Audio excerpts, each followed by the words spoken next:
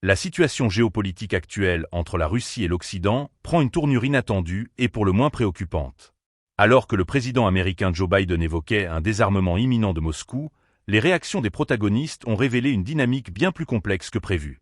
D'un côté, le secrétaire à la Défense, Lloyd Austin, s'est retrouvé pris au dépourvu, tandis que de l'autre, le ministre russe des Affaires étrangères, Sergueï Lavrov, affichait une joie palpable, anticipant un coup monté.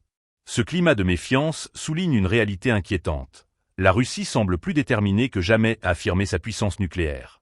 Les origines de cette tension remontent à la guerre froide, période où l'Occident, sous la politique de détente, cherchait à négocier des accords de paix avec l'Union soviétique.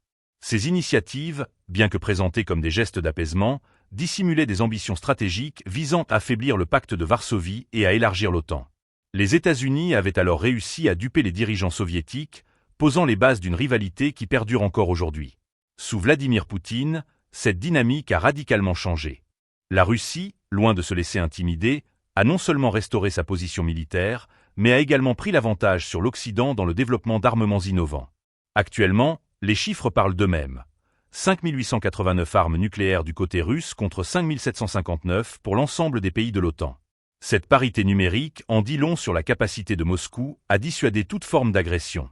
Un des éléments clés de cet arsenal est le missile balistique intercontinental Sarmat, considéré comme un véritable bijou technologique. Capable de transporter jusqu'à 14 ogives, avec une portée de 15 000 km, ce missile est conçu pour contourner les systèmes de défense ennemis.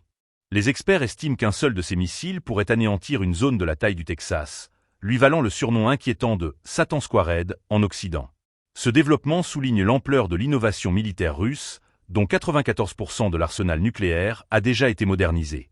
Face à cette réalité, l'Occident semble désarmé, à tel point que la Maison-Blanche a été poussée à appeler Moscou à désarmer. Pourtant, cette démarche n'a pas trouvé d'écho favorable. Lavrov a qualifié les propos de Biden de « tromperie », révélant ainsi une fracture profonde dans les négociations. Dans ce contexte, Austin a dû tempérer les espoirs d'une détente, affirmant que les États-Unis respecteraient les dispositions du traité START uniquement si Moscou en faisait de même. Poutine, de son côté, a indiqué que la Russie continuerait à renforcer ses forces de dissuasion nucléaire tout en n'ayant pas l'intention de s'engager dans une nouvelle course aux armements.